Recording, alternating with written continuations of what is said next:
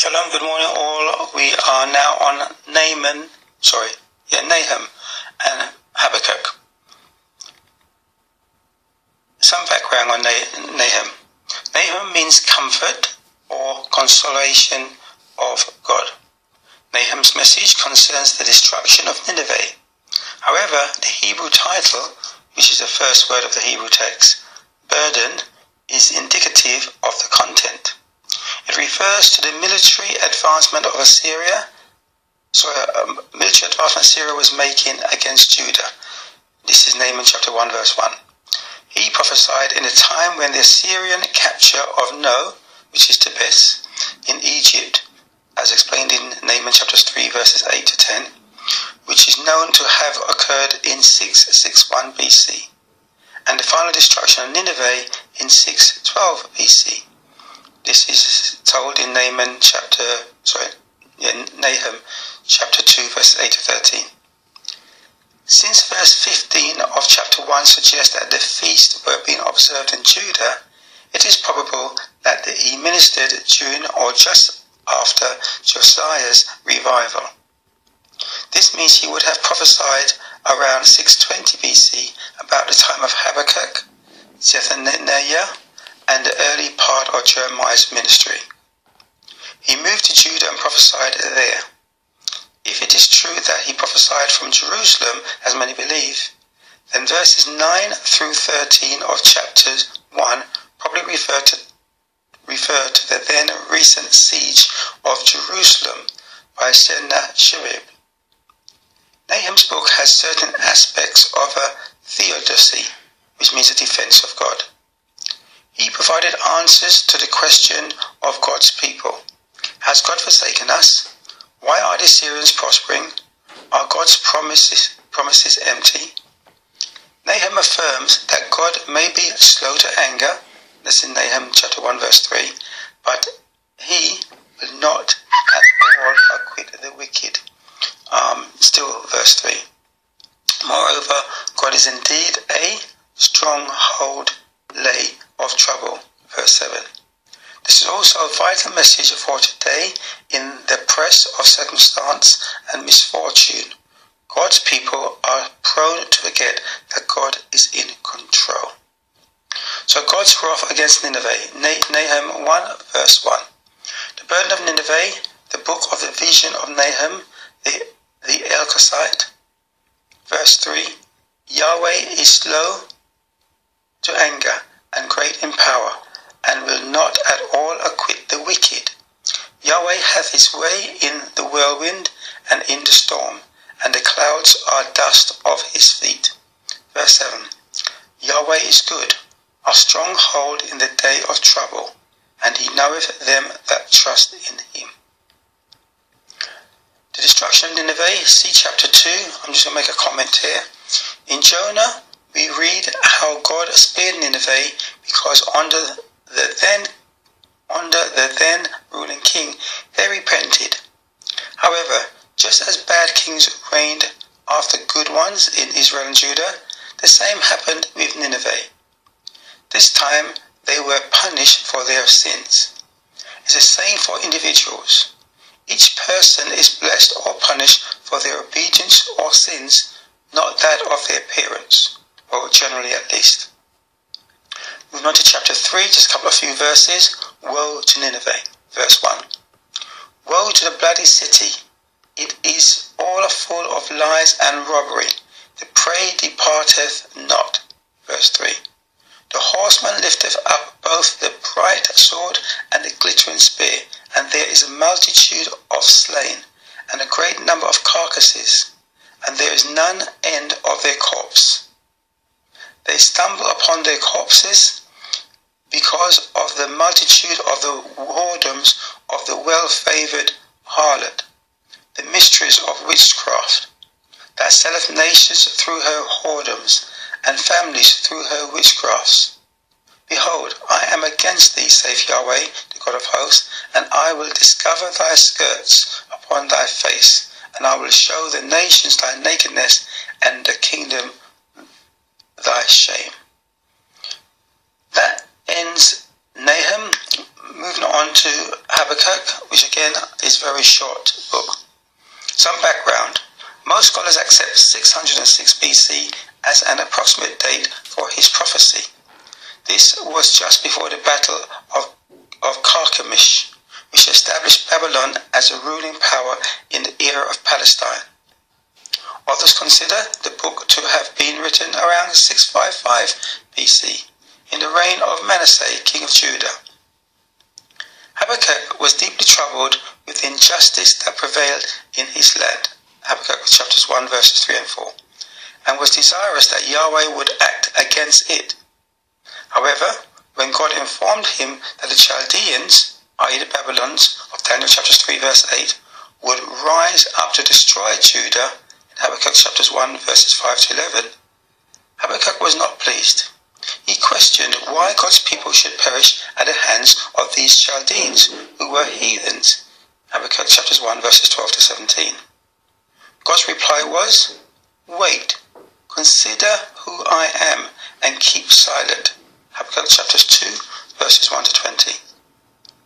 Habakkuk accepts this verdict and offers up a prayer which expresses his trust in God, chapter 3 verses 1 to 9. The inquiries that Habakkuk made of God have been echoed by many of God's children down through the ages. The answers he received conclusively affirm that God is not accountable to any man. He is in no way obligated to comply with man's ideas of how he should handle situations.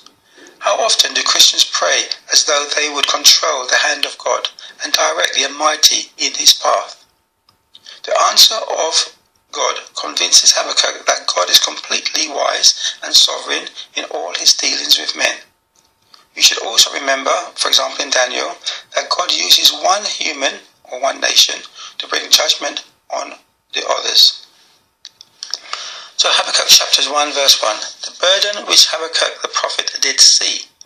Verse 5, behold you among the heathen, and regard and wonder marvellously, for I will work a work in your days which you will not believe, though it be told to you. For lo, I raise up the Chaldeans, that bitter and hasty nation, which shall march through the breadth of the land to possess the dwelling places that are not theirs. They are terrible and dreadful. Their judgment and their dignity shall precede themselves. Verse 12. Art thou not from everlasting, O Yahweh my God, mine Holy One? We shall not die, O Yahweh. Thou hast ordained them for judgment, and, O mighty God, thou hast established them for correction. Thou art of purer eyes than to behold evil, and canst not look on iniquity. Wherefore lookest thou upon them that deal treacherously, and holdest thy tongue when the wicked devoureth the man that is more righteous than he. My comment. Habakkuk asks God why the very wicked are used to correct the less wicked, i.e. one more righteous than them. Is it because it takes a stronger to defeat the weaker? The cat for the mouse, the dog for the cat, the lion for the dog? When the weaker repents and turns to God, he defends the weak. Continuing from Habakkuk chapter 2 verse 2, the righteous shall live by his faith. And Yahweh answered me and said, write the vision and make it plain upon tables, that he may run that readeth it. For the vision is yet for an appointed time, but at the end it shall speak and not lie. Though it tarry, wait for it, because it will surely come, it will not tarry. Behold, his soul is lifted up, is not upright in him, but the just shall live by faith. Verse 14, for the earth shall be filled with the knowledge of the glory of Yahweh, as the waters cover the sea. My comment, some New Testament places where that quote is used. Romans 1:17, for therein is the righteousness of God revealed from faith to faith, as it is written, the just shall live by faith. Galatians 3:11, but that no man is justified by the law in the sight of God, it is evident, for the just shall live by faith. Hebrews 10:38. Now the just shall live by faith, but if any man draw back, my soul shall have no pleasure in him. So to properly understand the New Testament use, or at least the New Testament, to properly understand the New Testament, we must be learned in the Old. Many Christians do not realize they are misunderstanding the New Testament.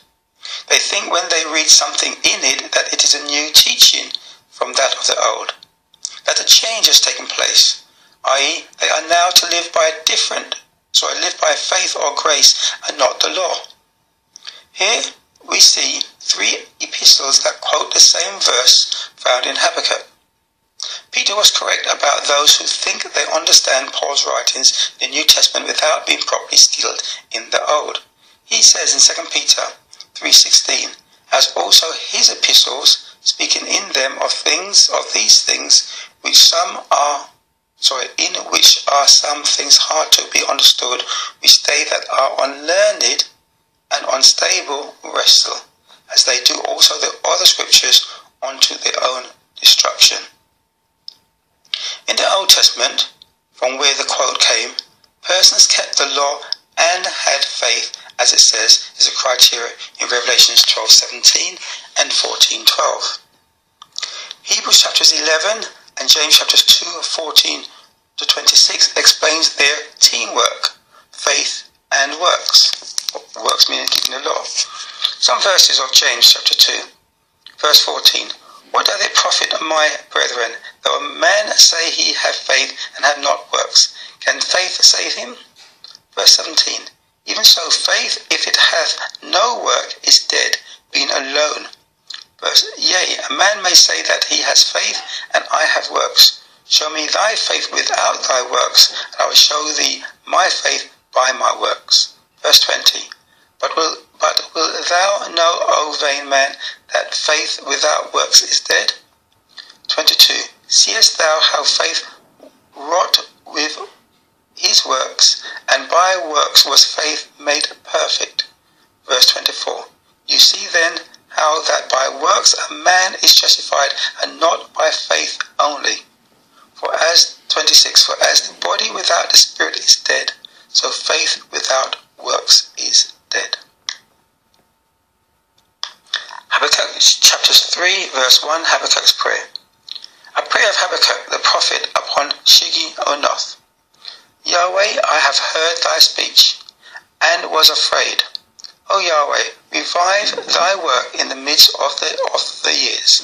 In the midst of the years, make known in a wrath, remember mercy. Verse 17, Habakkuk rejoices in Yahweh. Although the fig tree shall not blossom, neither shall the fruit be in the vines. The labour of the olive shall fail, and the fields shall yield no meat. The flock shall be cut off from the fold, and there shall be no herd in the stalls. Yet I will rejoice in Yahweh, I will joy in the God of my salvation. Yahweh, God is my strength, and he will make my feet like hinds' feet, and he will make me to walk upon mine high places, to the chief singer on my stringed instruments. Shalom until tomorrow, God willing.